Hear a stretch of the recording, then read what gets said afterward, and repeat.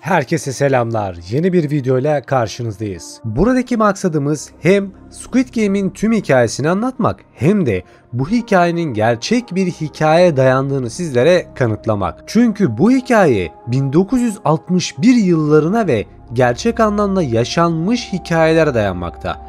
Eğer sizler de bu kısımları dinledikten sonra Squid Game'le bağdaştırıp ne demek istediğimi veya bu olayların nereden çıktığını anlayabilirsiniz. O yüzden Squid Game'in gerçek hikayesine bir göz atalım. İlk olarak biraz Güney Kore'nin tarihine inmemiz gerekiyor. Kore Cumhuriyeti 1950'li yıllar boyunca Kore Savaşı'nın yıkımından kurtulmaya çalıştı. Dönemin refah politikaları Güney Kore'nin itibarını leke olarak görüldüğünden yetimlerin barınması konusunda ağırlık verildi. Daha sonra bu durum hükümete karşı gelen herkesi kapsayacak şekilde genişletildi. Toplumdaki yoksulluğun, bozukluğun sembolleri olarak görülen herkesi temizlemeye çalıştılar. 1961'de yürürlüğe giren yasalarla tesisler kuruldu ve 18 ila 65 yaşlarındaki sokakta görülmesini istemedikleri kendi tabirleriyle sosyal düzeni engelleyen herkesi topladılar. Squid Game'de olduğu gibi savunmasız kişiler toplanıp sistematik şekilde sömürülmüştü. Brothers Home adlı Güney Kore'de kurulan 36 ayrı tesise dağıtıldı bu insanlar. Bu belirsiz tanımlama yüzünden engelliler, terk edilmiş insanlar, dilenciler, yetimler ve çocuklar dahil olmak üzere birçok kişi 1975 senesinde kurulan Brothers Homes tesislerine kapatıldılar. Bu tesis sözde evsizlere ve yetimlere barınma ve rehabilitasyon hizmeti sağlıyordu. Bir nevi toplama kampıydı. Ancak mahkumların yalnızca %10'unu evsizler oluşturuyordu. İnsanların büyük bir çoğunluğu sokaklardan toplanmıştı. Hatta bazı durumlarda polis gözetimsiz çocukları ebeveynlerinin bilgisi olmadan zorla almıştı. Ancak bu tesis 1980'li yıllarda ifşa edildi. Tahmin edebileceğiniz üzere insan hakları ihlalleri çok fazlaydı. 1980'lerin ortalarında tesiste 4.000'e yakın kişinin zorla tutulduğu, fiziksel şiddet, cinsel istismar, zorla çalıştırma gibi korkunç muamelelere maruz kaldıkları ortaya çıktı. Çocuklar ve ergenler genellikle memurlar tarafından cinsel şiddete maruz kalıyordu. Aynı zamanda eşcinseller ise şiddetin bir diğer başlıca kurbanlarıydı. Kimi mahkumlar işkence sonucu hayatını kaybetmişti. Zaten resimlerde bu insanların çizmiş olduğu görselleri gösteriyorum sizlere. Neyse, hikaye devam edecek olursak Squid Game'deki katılımcıların hayatlarını riske atarak ölümcül oyunlarda hayatta kalmaya zorlanması, Brothers Home'daki fiziksel ve zihinsel sınırlarının zorlanmasıyla çok benzerdi. 1950'lerin sonunda ise kamuoyu tepkisi büyüdü. 1980'li yılların sonlarına doğru artan demokratikleşme hareketleriyle insan haklarına yönelik duyarlılık sayesinde bu tesisler ciddi eleştiri aldı. Gazetecilerin ve insan hakları savunucuların baskılarıyla hükümet tesislerin faaliyetlerini durdurdu ve hatta yöneticileri de yargıladılar. Arkadaşlar bir düşünün, gazetecilerin önemi bir ülkede ne kadar fazla, hesabını siz yapın. Keşke bizde de böyle gazetecileri sağ bıraksalardı.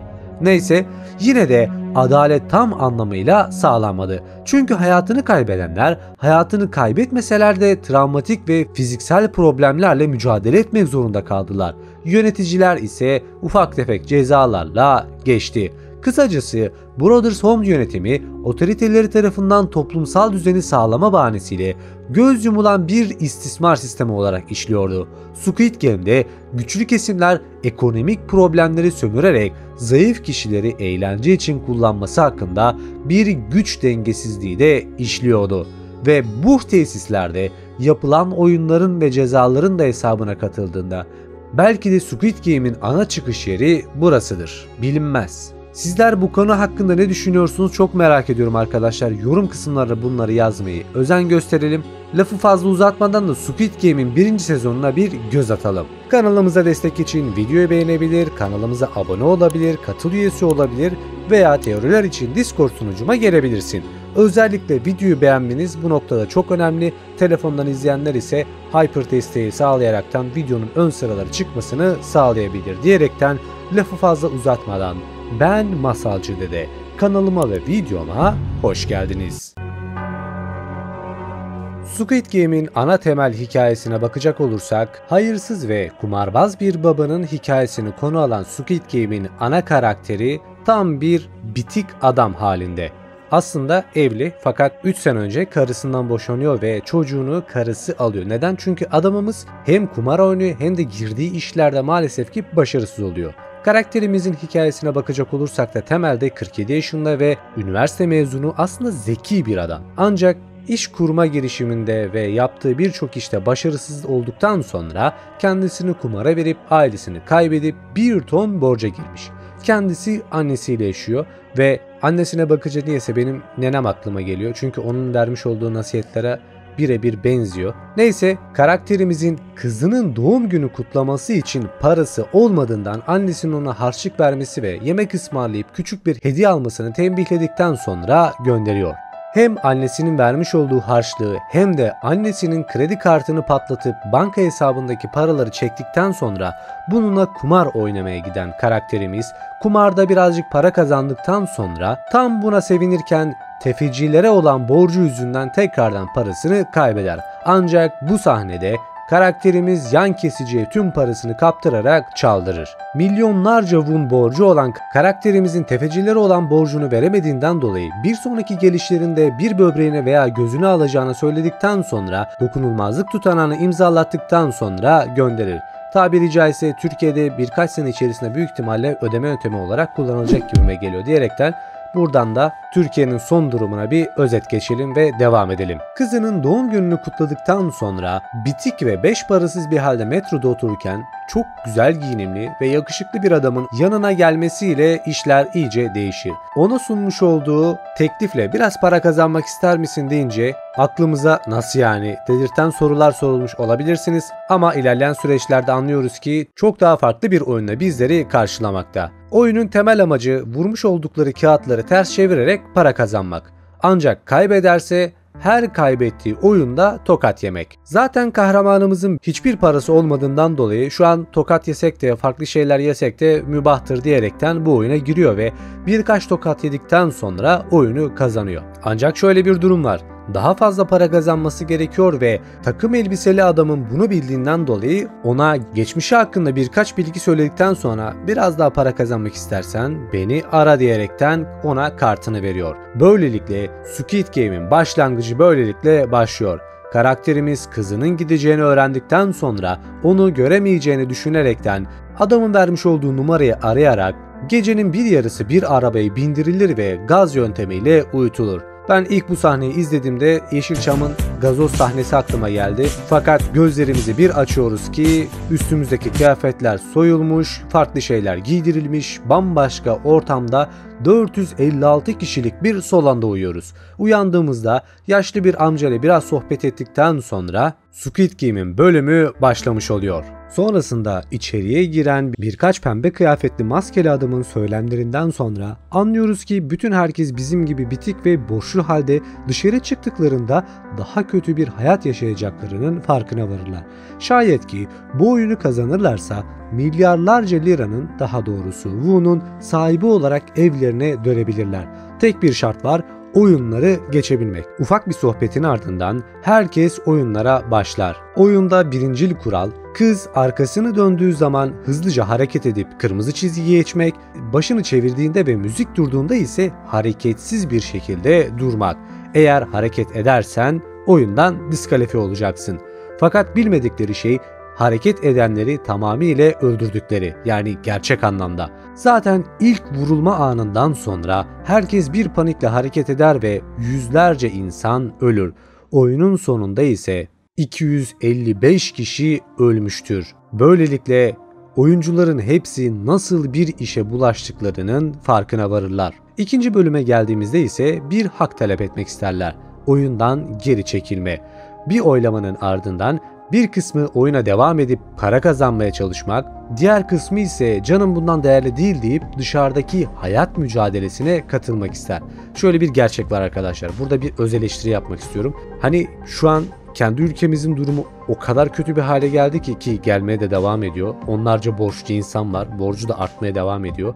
Emin ol şöyle bir oyun yapılsa binlerce kişi başvurur. Çünkü dışarıdaki hayat içeridekinden daha kötü. Oylamanın sonunda zaten insanlar eve gittikten sonra anlıyorlar ki hayat berbat abi, içeride ya ölürüm ya kazanırım bata çıka, ama dışarıda her gün ölüm. O yüzden oyuna hepsi geri dönüyor. 3. bölüme geldiğimizde ise şu ablanın yapmış olduğu şey gerçekten takdire şayan bir şey. Yani sigara içebilmek için bunu yapan gerçek hayatta neler yapar siz düşünün. Neyse, bu yeni oyunla beraber bol yalamalı sahneler ile bu oyunu geçmiş oldular. Ancak akabinde yine onlarca insan öldü. Bu bölümle beraber öğrendiğimiz en önemli şeylerden bir tanesi, eğer yüzün gösterilirse sonunda ölüyorsun. Yani çalışanların da belirli kuralları var ve onlara uymak zorundasın. Polis abimizin gizli bir şekilde girmesi de oyuna, daha doğrusu bölüme ayrı bir heyecan kattı. Bakalım diğer şeylerde neler olacak. Bu kısımları sizlere izleye yaptığım için o yüzden bir sonraki bölümde ne olduğunu bilmiyorum. İnanın 2 sene geçmiş olmasına rağmen ben Squid Game'i hiç izlemedim. Neyse, devam. 4. bölüme geldiğimizde ise işler iyiden iyiye ilginçleşmekte. Çünkü arka planında öldürdükleri insanların cesetlerini gizlice toplayan ve onların organlarını satan bir grup bulunmakta. Anladığımız kadarıyla bu grup arka plandan iş çeviriyor. Yani yönetimin haberi yok. 2. kısımda ise her bir simgenin belirli rütbeleri temsil ettiğini anlamış olduk. 3. ise eğer oyun dışında yani yatakhanede herhangi biri öldürülürse bu da ölmüş sayılıyor ve kazanacakları paraya ekleniyor. Zaten 4. bölümde insanları aç bırakarak, içgüdüsel duygularını artırarak, olabilecek bir kavgayı çıkartarak daha az insanın diğer oyunlara katılmasını sağlayarak ölmelerini sağladılar. Ve akabinde çıkan kargaşada onlarca insan öldü. Ayrıca bu bölümde acaba bu kadın daha neler yapabilir derken bu sahnede neler yapabileceğini de görmüş olduk. İşte hayatta kalma içgüdüsü demek ki böyle bir şey. Bir de halat çekme oyunun bu kadar stratejik olabileceğini hiç düşünmezdim. Bu da güzel bir kısımdı.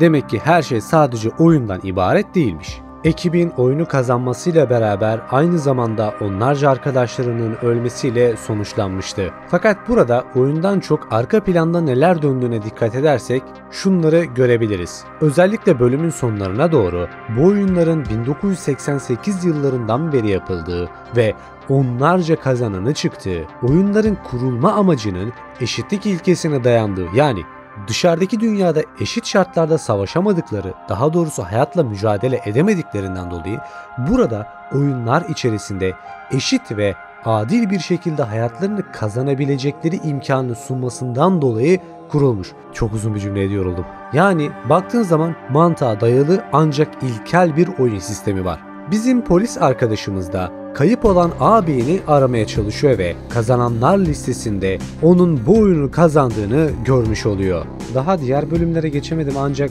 bana kalırsa bilmiyorum yani 1. sezonun 6. bölümü belki de en vurucu noktalardan bir tanesiydi.